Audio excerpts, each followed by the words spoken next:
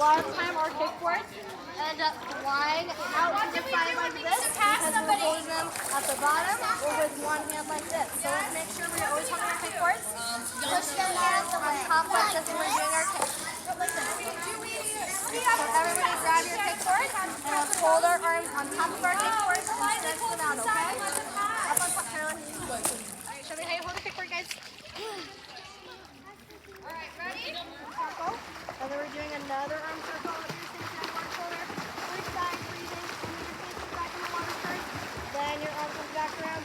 And then we start over and do that same thing again, okay? Yeah. Alright, do we have any questions about side breathing?